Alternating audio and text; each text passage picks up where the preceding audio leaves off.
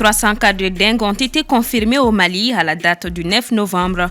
Une réunion d'urgence s'est tenue au département de la santé pour revoir le système d'alerte et de prévention de la maladie. L'ancien Premier ministre ivoirien Guillaume Soro annonce la fin de son exil. Il a exprimé son souhait de retourner au pays alors qu'il y est condamné à la prison à perpétuité. La grève des établissements secondaires privés a été reconduite et c'est là jusqu'au 17 novembre. Les détails dans un instant. Semaine fructueuse à vous, mesdames et messieurs. Bonsoir et bienvenue sur TM1. La courbe de contamination de la maladie de dengue est en croissance au Mali. Selon les derniers chiffres des autorités sanitaires en date du 9 novembre 2023, plus de 300 cas positifs, dont 12 cas graves, ont été confirmés. Paul Yapinguesson. De 12 cas confirmés en septembre, les services de santé ont enregistré plus de 2406 cas suspects à la date du 9 novembre 2023, avec 336 cas positifs confirmés, dont 12 cas graves. Les responsables de la surveillance épidémiologique du pays déplorent 2 cas de décès de dengue. Selon eux, c'est Bamako, la capitale, qui est la plus touchée par cette épidémie. De nombreux autres cas positifs ont été signalés à Koulikoro, Ségou et Mopti. Des dispositions sont prises pour la surveillance épidémiologique de la maladie dans les différents districts sanitaires du pays. La surveillance intégrée des maladies ainsi que la réponse. Et dans le cadre vraiment de cette surveillance des maladies, donc c'est ce qui a fait aujourd'hui qu'on a pu vraiment déceler ces cas-là. Donc ça veut dire que la population doit être rassurée par rapport à ça et sur les directives données vraiment par les agents de santé. Selon l'Organisation mondiale de la santé, on compterait jusqu'à 400 millions de contaminations chaque année. Face à l'augmentation des cas de dengue, une réunion d'urgence s'est tenue ce lundi au département en charge de la santé afin de revoir le système d'alerte d'urgence de cette maladie. Si le paludisme et la dengue sont deux maladies différentes, leur seul point commun, c'est qu'elles ont le même mode de transmission. Le directeur général adjoint de la santé et de l'hygiène publique, Dr Khalifa Keita, rappelle que cette maladie est interhumaine par l'intermédiaire d'un moustique infecté. Et ces moustiques, les populations les élèvent eux-mêmes à domicile sans le savoir. Car, soutient-il, ils sont dans les eaux qui stagnent devant les cours, dans les pneus usés, les canaries cassés et boîtes de conserve et tout autre objet immobile contenant de l'eau. Il est donc important, de façon individuelle ou collective, de travailler véritablement à détruire ces gîtes qui sont véritablement de bons foyers de reproduction de ces moustiques qui nous reviennent à l'état adulte pour nous créer des maladies. La situation actuelle nécessite de rester vigilant et d'appliquer les mesures de prévention pour les personnes résidant au Mali ainsi que les voyageurs à l'arrivée ou au retour d'un séjour. Après une semaine d'arrêt de travail observé du 6 au 10 novembre dernier, les établissements secondaires privés continuent leur mouvement jusqu'au 17 novembre prochain. Ils revendiquent le paiement intégral de leurs frais scolaires et autres dépenses publiques, une situation qui inquiète les parents d'élèves. Soumaïla Fani. En arrêt de travail depuis le 6 novembre, les promoteurs des établissements secondaires privés ont décidé de reconduire leur mouvement cette semaine encore après l'échec des négociations avec le département de tutelle. Revendiquant le paiement intégral de leurs frais scolaires et autres dépenses publiques dans les communiqués, ils disent avoir le regret de constater que le recours à l'ATD à vie à tiers détenteur est toujours d'actualité. Et d'après ce qu'ils m'ont dit, 2021-2022, le gouvernement leur doit. Or, eux, ils dépensent de l'argent pour pouvoir faire marcher les écoles.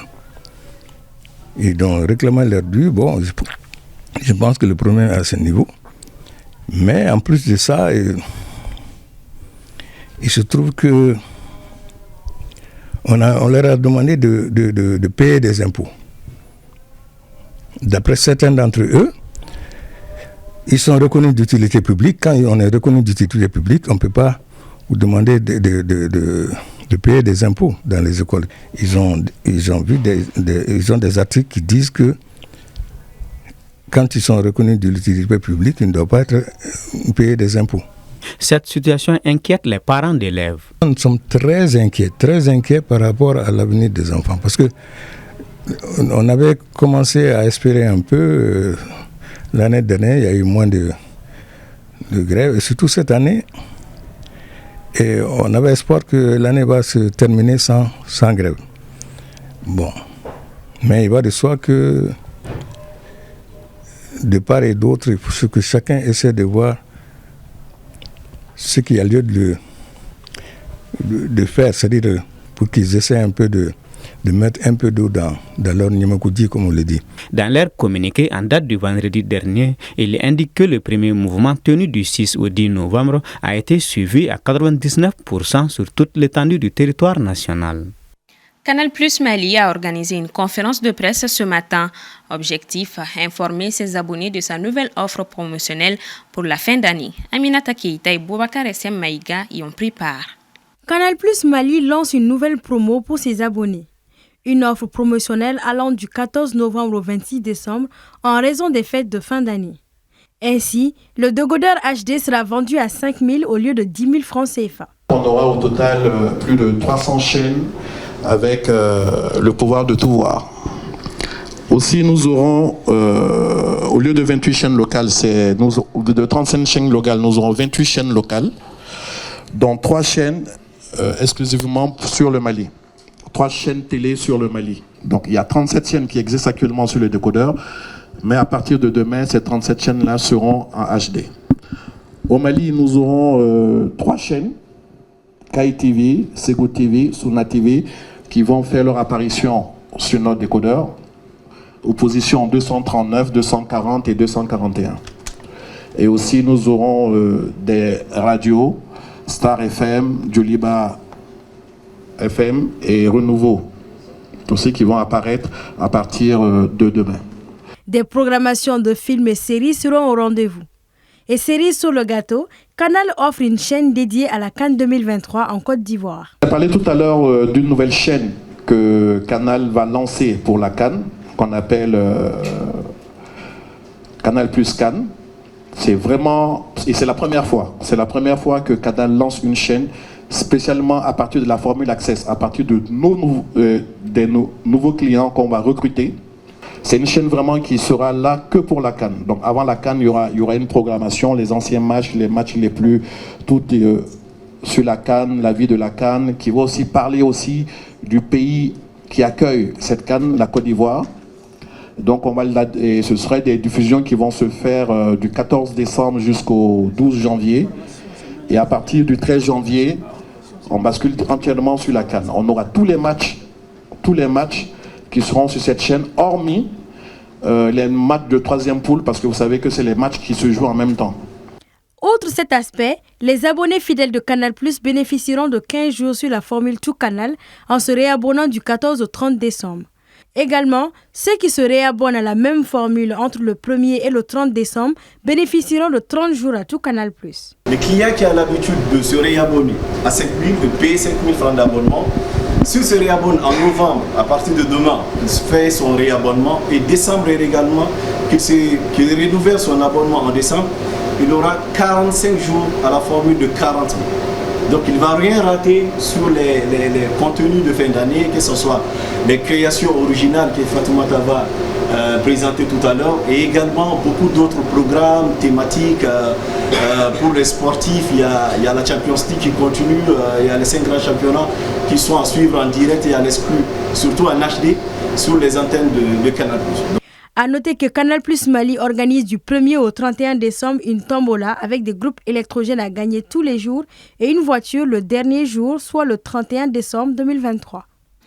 L'ancien Premier ministre ivoirien Guillaume Soro a affirmé dimanche soir qu'il allait mettre fin à son exil entamé en 2019, sans toutefois donner des dates pour un éventuel retour dans son pays natal où il est sous le coup d'une condamnation à la prison à perpétuité. Les explications avec Djeneba Samaki.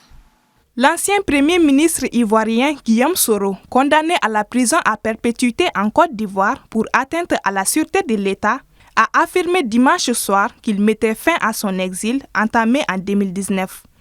Cette déclaration intervient quelques jours après une polémique autour d'une présumée tentative d'interpellation en Turquie.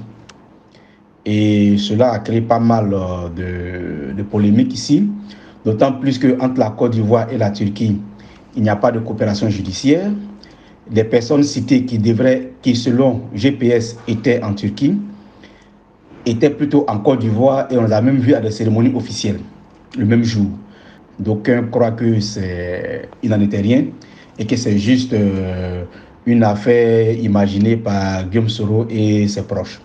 Cette annonce intervient à 2 ans de la prochaine présidentielle, alors que Guillaume Soro a annoncé en mai dernier que rien ne l'empêchait d'être candidat. Son mouvement politique Génération et Peuple Solidaire, GPS, a toutefois été dissous en Côte d'Ivoire depuis juin 2021.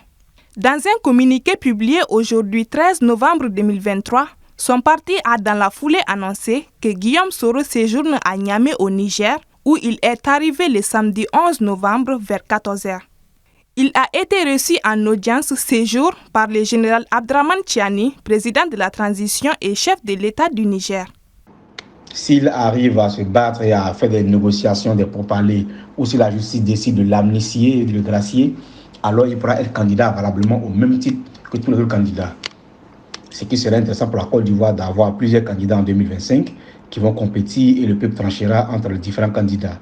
Aujourd'hui, au PDC, ça bouge beaucoup parce qu'il y a des personnes comme Thiam, comme Guillon, comme Thierry Tano qui veulent être candidat. Dans le RHDP, on ne sait pas encore si Ouattara sera toujours encore candidat. Qui sera le candidat du RHDP, et le PPAC qui aura sûrement un candidat. Et donc, si en plus de toutes ces candidatures, on a une candidature de Guillaume Soro, ça sera bon pour la Côte d'Ivoire, qui va montrer qu'il y a un dynamisme au niveau de sa démocratie. Déjà, en avril 2020, il avait déjà été condamné à 20 ans de prison pour recel de détournement des deniers publics. Cette condamnation avait justifié l'invalidation de sa candidature à la présidentielle de 2020 remportée par Alassane Ouattara. Chef de la rébellion qui contrôlait la moitié nord de la Côte d'Ivoire, dans les années 2000, Guillaume Soro avait aidé militairement Alassane Ouattara à accéder au pouvoir lors de la crise post-électorale de 2010-2011, face au président sortant, Laurent Gbagbo, qui refusait d'admettre sa défaite. Guillaume Soro était devenu le premier chef du gouvernement de M. Ouattara, puis président de l'Assemblée nationale en 2012, avant une rupture début 2019 en raison, selon plusieurs observateurs, des ambitions présidentielles de M. Soro. Direction la Guinée-Conakry, le procès du massacre de septembre 2009 a repris ce 13 novembre 2023, 9 jours après l'opération Commando qui a extrait de prison 4 des accusés, dont Moussa Dadis Camara, Boubacar Essem Maïga. Après 3 semaines de pause suite à la demande du parquet général pour mieux préparer la comparution des témoins et la grève des avocats, le procès des événements du 28 septembre 2009 a finalement repris ce lundi 13 novembre 2023. Une reprise sans le colonel Claude Pévy. Le procès des massacres du 28 septembre 2009 a effectivement démarré ce lundi au tribunal de Dixine délocalisé à Kaloum. Pour cette journée, il faut noter qu'un des accusés était absent. C'est l'absence de Claude Pévy, une absence liée à l'évasion du 4 novembre 2023 de Moussa Dadis Camara, Blaise Gomou, Moussa Kiebodo Camara et Claude Pévy, lui qui reste toujours introuvable. D'abord, à l'entrée de l'enceinte de la cour de justice où se tient le procès, on constate un changement au niveau sécuritaire. Contrairement aux jours antérieurs, on pouvait remarquer les hommes en uniforme munis d'armes à feu. Dans la salle d'audience, la présence de témoins était effective. Des anciens ministres, il y en avait également. Il s'agit bien sûr de Thibou Camara, ancien ministre secrétaire général à la présidence à l'époque des événements 2009. Il devrait d'ailleurs être le premier témoin à prendre la parole, sauf que les avocats ont exprimé plusieurs inquiétudes. Des inquiétudes soulevées par les avocats de la défense concernent l'absence de l'un des accusés, Claude Pévy. L'opération Commando du 4 novembre dernier, qui a fait 9 morts selon les autorités, a suscité les craintes pour la suite du procès ouvert le 28 septembre 2022 après des années d'attente pour les victimes. Après l'évasion du 4 novembre, le gouvernement de transition a mené une purge dans les services de sécurité et des prisons et démis une 60aine d'officiers, soldats et agents. Rappelons que Moussa Dadis Camara et 10 autres anciens responsables répondent à une litanie de meurtres, actes de torture, violations et autres enlèvements commis le 28 septembre 2009 et les jours suivants par les forces de sécurité dans un stade de Conakry. Ce lundi, au Gabon, le pouvoir militaire qui a renversé le président Ali Bongo Ondimba a annoncé que les élections présidentielles et législatives auront lieu en août 2025. Un calendrier indicatif doit être validé par une conférence nationale incluant toutes les forces vives de la nation prévue en avril 2024. Et on termine avec le sport. Le Mali a perdu ce matin face à l'Espagne pour son deuxième match dans la Coupe du Monde U17. Les Aiglonnais réduits à 10 se sont inclinés 1-0 face aux jeunes Espagnols qui, avec cette victoire, valident leur qualification pour les huitièmes de finale. Le Mali, qui a tiré 21 fois dans le match et s'est refusé 2 buts, après utilisation de la VAR et pour hors-jeu, devra s'imposer face au Canada lors de la 3e journée. Le jeudi 16 novembre, le Mali reste pour l'heure deuxième de son groupe. Nous souhaitons donc bonne chance aux Aiglonnais. C'est ce qui referme ce journal. Merci à vous de l'avoir suivi. Bonsoir à tous.